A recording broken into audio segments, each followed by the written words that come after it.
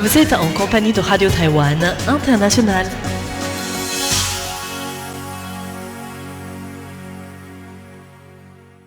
Nous sommes le 1er janvier 2023. Bonne année à toutes et à tous. Bonne santé, plein de bonheur, d'espoir, de paix et d'amour en cette nouvelle année qui débute de la part de toute la rédaction du service français de RTI. C'est François-Xavier Boulet pour vous accueillir et vous présenter le programme de ce premier jour de 2023. En ce dimanche, vous pourrez suivre bien sûr On en parle à Taïwan, animé cette semaine par Florian Tai, Lisa Dufaux, Valentin Floquet et moi-même, où il sera question du chiffre de la semaine, des actualités aborigènes de la semaine, de la sortie de la semaine et bien sûr aussi de la saveur taïwanaise de la semaine.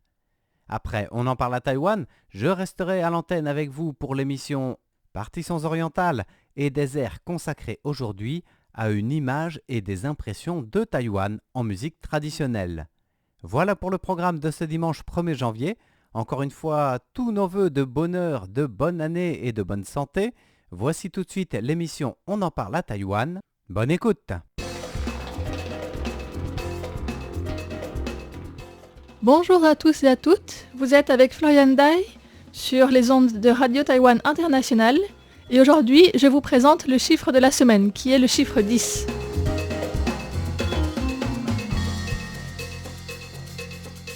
Le tout premier chiffre 10 de cette semaine concerne l'excédent fiscal récemment annoncé par le ministère des Finances. Selon les données du ministère, de janvier à novembre de cette année, l'excédent fiscal s'élève à plus de 355,4 milliards de dollars taïwanais, soit plus de 10,897 milliards d'euros. Et le ministère estime que cet excédent peut atteindre les 500 milliards de dollars taïwanais, soit 15 milliards d'euros. Dans un premier temps, le gouvernement avait annoncé que, conformément au règlement taïwanais, cet excédent doit être redistribué directement à la population. Pour répondre à la demande des Taïwanais, le vice-ministre par intérim des Finances, Juan Xinhua, a annoncé avoir évoqué la question au Conseil des ministres. Sa position est de ne pas distribuer de l'argent à la population pour répartir l'excédent, mais plutôt d'imprimer des coupons de relance économique afin de stimuler l'économie. Les Taïwanais surnomment déjà ces coupons les coupons x10. Cette appellation résulte des premiers coupons de relance économique que le gouvernement avait mis en place en juillet 2020 pour aider les secteurs touchés par l'épidémie de Covid-19. À l'époque, les Taïwanais pouvaient acheter des coupons de relance à 1000 $ taïwanais pour obtenir ces coupons d'une valeur totale de 3000 $ taïwanais. Ils avaient pris l'habitude de parler ainsi de coupons de stimulation triple. Par la suite, en octobre 2021, d'autres coupons de relance avaient été de nouveau mis en place. Cette fois-ci, c'était des coupons quintuples, d'une valeur de 5000 $ taïwanais, sans besoin de débourser 1000 $ pour les acquérir. Avec l'annonce de l'excédent fiscal par le gouvernement, les Taïwanais s'attendent à ce que la valeur soit décuplée. Cette orientation est encore en discussion au sein du gouvernement, mais si cela se réalise, la distribution devrait se faire très prochainement, soit dès le mois de janvier.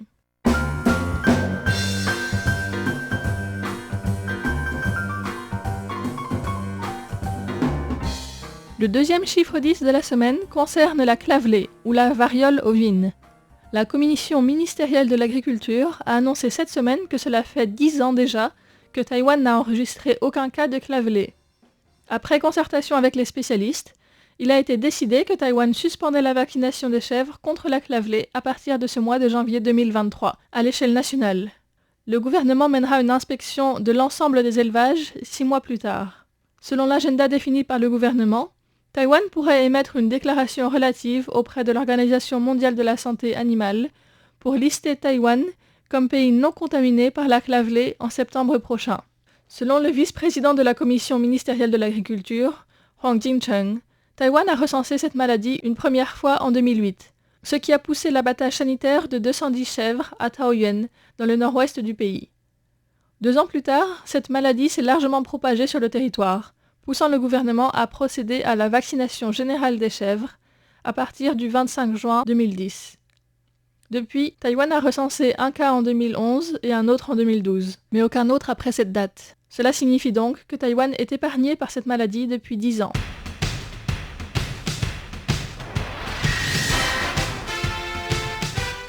Le dernier chiffre 10 de la semaine concerne la Chine. Pékin a annoncé cette semaine l'assouplissement des mesures de prévention épidémique, annulant la quarantaine obligatoire dans les centres désignés pour toute arrivée sur le territoire chinois. Ces mesures seront effectives à partir du 8 janvier prochain. Dans les heures qui ont suivi l'annonce officielle de Pékin, une grande plateforme touristique chinoise a annoncé que le nombre de recherches d'informations sur les visas a bondi, au point d'être multiplié par 10. Les recherches de billets d'avion vers l'étranger ont également été multipliées par 8,5. Les Chinois sont ainsi intéressés par voyager à l'étranger, après plusieurs années de fermeture des frontières.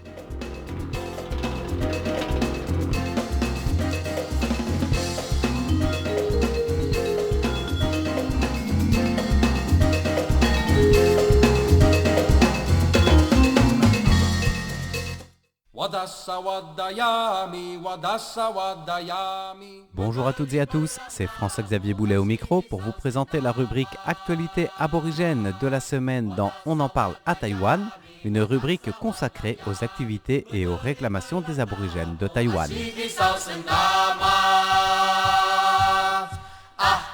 La toute première actualité de cette semaine concerne une série de formations mises en place par le Centre de ressources d'enseignement aborigène du comté de Miaoli, une série de formations qui vise à sensibiliser les enseignants à la question de l'histoire et de la justice transitionnelle concernant les aborigènes taïwanais. Cette formation a pour objectif que les enseignants des écoles primaires et des collèges puissent avoir davantage de connaissances objectives sur l'histoire des aborigènes de Taïwan, qui soit donc racontée aussi du point de vue des aborigènes.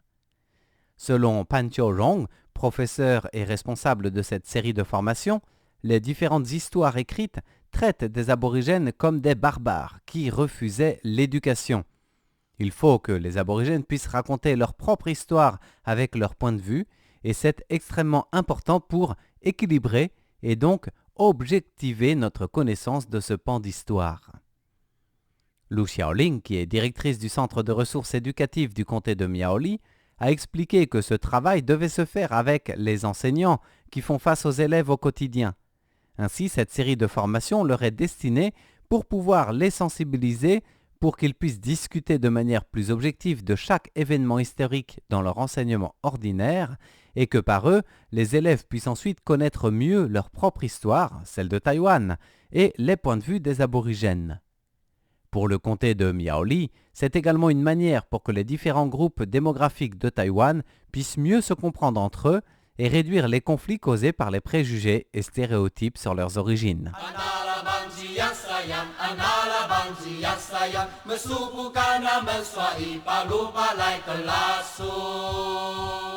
La deuxième actualité aborigène de cette semaine concerne une exposition dédiée à la culture des autochtones qui se déroule depuis aujourd'hui, 1er janvier, au sein du palais présidentiel de Taïwan. Cette semaine, le bureau du palais présidentiel a tenu une conférence de presse pour annoncer l'organisation de cette exposition intitulée Kemasi Maza. C'est un mot en langue païwan, un groupe aborigène de Taïwan, et ce mot signifie « ici, point de départ ». L'exposition vise à montrer la culture et la vitalité des groupes aborigènes de Taïwan au monde sur la base des langues, de l'artisanat et des plantes utilisées par les ancêtres austronésiens. L'exposition propose également des activités interactives avec le public pour que les visiteurs taïwanais, mais aussi les visiteurs étrangers qui visitent le palais présidentiel, puissent profiter de l'occasion pour connaître la culture des autochtones. Cette exposition, dont l'inauguration a réuni les anciens des villages autochtones de Taïwan dans le Nouveau Taipei notamment, durera jusqu'en mai 2024 pour qu'elle soit visible par le plus de personnes possible.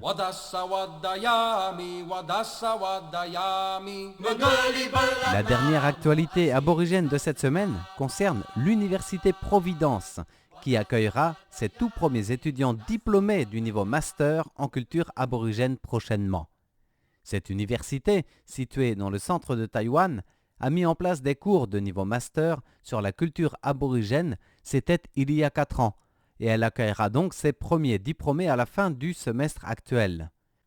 Ils sont 4 à être bientôt diplômés, et ils doivent d'abord présenter leurs recherches en langue SIDEC avant de passer leur soutenance. Pour l'université Providence, ce type d'études permet non seulement de creuser de nombreuses connaissances traditionnelles, mais aussi de poser la pierre angulaire du développement durable des langues et des cultures autochtones. Les futurs diplômés deviendront également les pionniers dans la transmission de la culture des SIDEC de la nouvelle génération. Parmi les 4 futurs diplômés, l'étudiant Bakantemu a indiqué que les enseignants ont exigé que les thèses soient rédigées en langue Sidek, ce qui était, selon lui, la partie la plus difficile. Les étudiants se sont également rendus compte, durant ces études, de l'absence des écrits sur la culture et les savoir-faire des Sidek, et donc de la nécessité d'assurer le travail de transmission des savoir-faire traditionnels.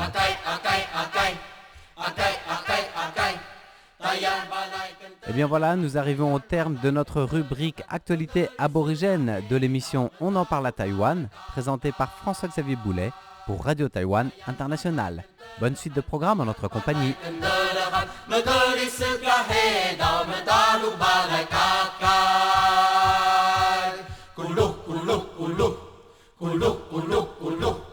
Anala bangji yak sayang Mesupu kana menswai palu balai kelasum Anala bangji yak sayang Mesupu kana menswai palu balai kelasum.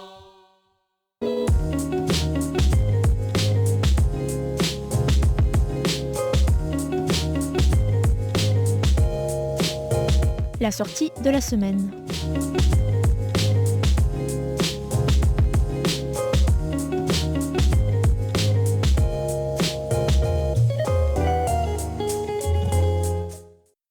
Bonjour à tous et bienvenue dans ce nouvel épisode de On en parle à Taïwan et bien sûr bonne année 2023 puisque nous sommes aujourd'hui le 1er de l'an.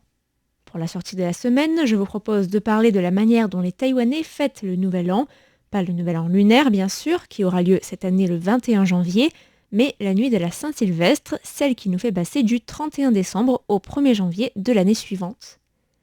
Si beaucoup choisissent de se retrouver en famille ou entre amis pour partager un dîner ou encore sortir dîner et aller faire la fête, il y a chaque année une foule de gens qui se rendent dans le quartier de Xin-Yi pour aller admirer le traditionnel feu d'artifice de la Tour 101, un des emblèmes de Taïwan.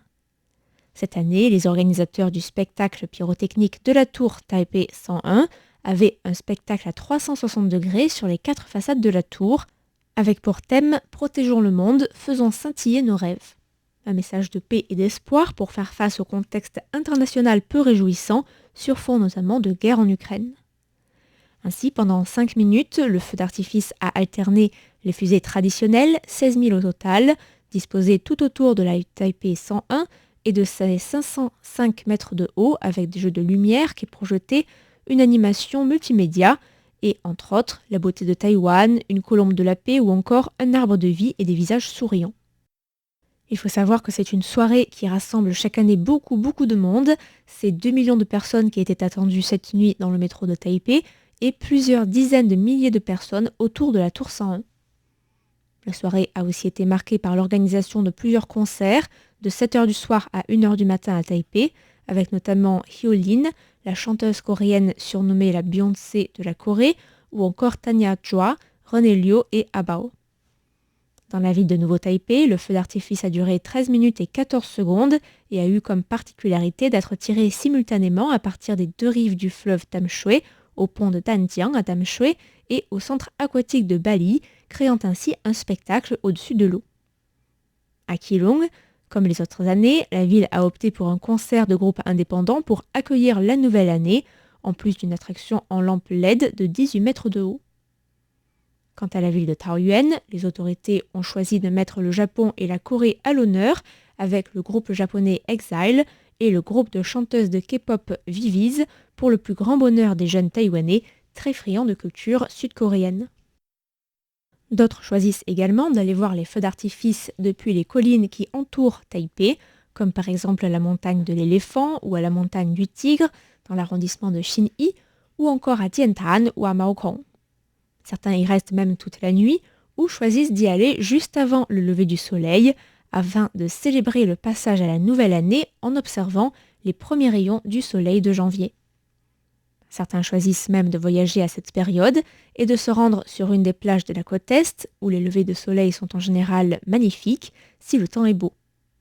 D'autres, plus courageux et plus sportifs, se lancent même dans des expéditions de randonnée pour aller voir le lever du soleil du 1er janvier, depuis le sommet d'une des hautes montagnes de Taïwan, au-dessus de 3000 mètres d'altitude. Il y fait très froid à cette période de l'année, et pourtant il est très difficile d'obtenir une place pour loger au refuge de montagne du Mont de Jade ce jour-là. Plus accessible à tous, mais tout aussi difficile à réserver, un des hôtels d'Alishan où l'on peut prendre le petit train qui nous emmène au début du sentier, qui mène à la plateforme en bois, un très bel endroit au cœur de la montagne qui offre une vue à 360 degrés et d'où le lever de soleil est vraiment magnifique. Mais vous l'aurez compris, il ne faut surtout pas espérer y être tout seul. Mais que vous ayez passé le nouvel an dans la rue, dans un bar, à un dîner ou encore bien au chaud sous la couette devant un film, le service français de RTI vous souhaite à tous une très bonne année 2023 et bien sûr une excellente santé. Et j'en profite également pour vous remercier pour votre fidélité tout au long de l'année 2022.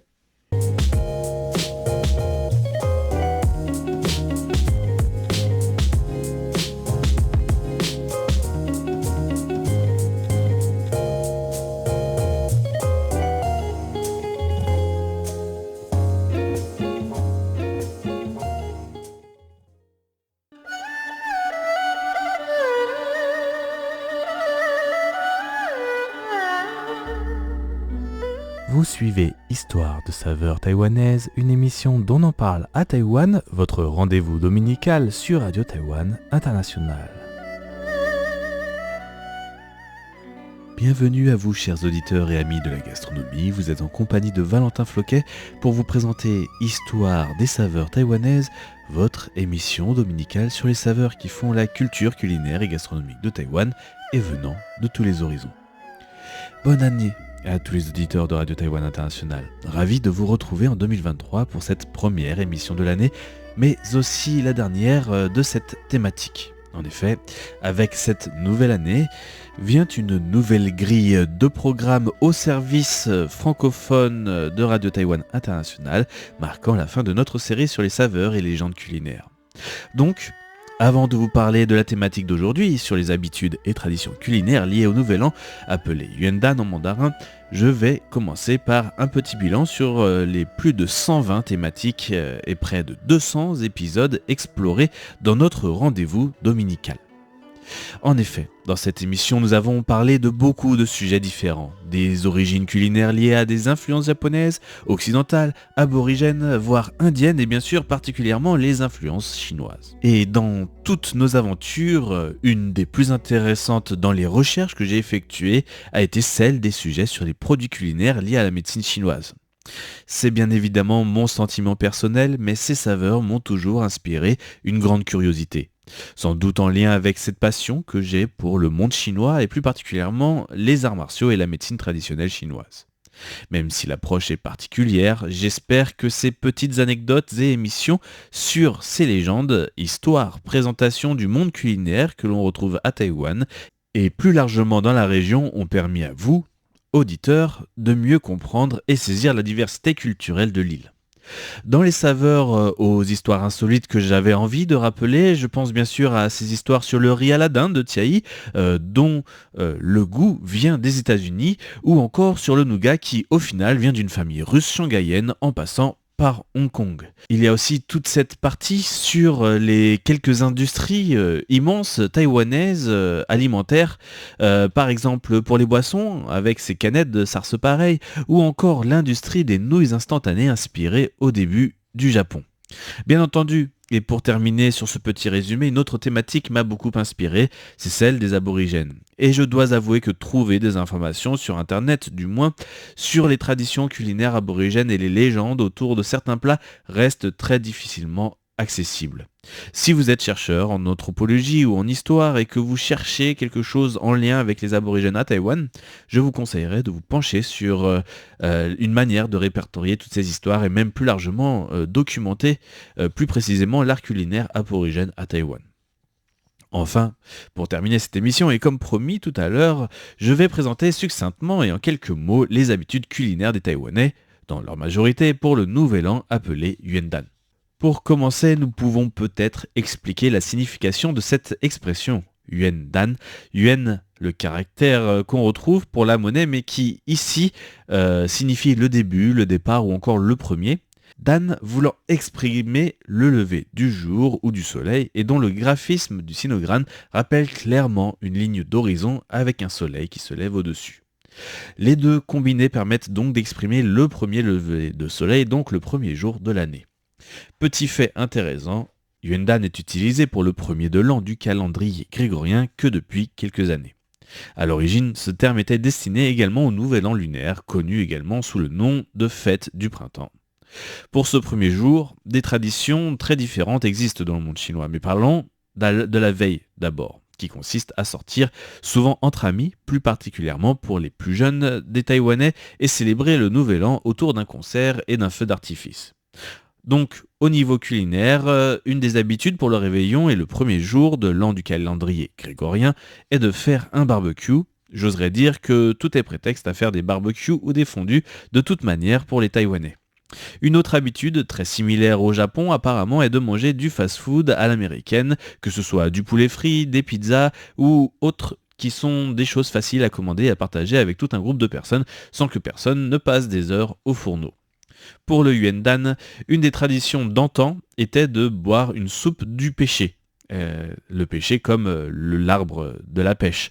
Elle consistait non seulement de boire une soupe à base des fruits du pêcher, mais aussi de ses feuilles, de ses branches et de ses racines. Dans les croyances ancestrales, on disait que la soupe du pêcher permettait de fu xie qi, zhi bai gui, diminuer les mauvaises ondes et contrôler les 100 sortes de fantômes.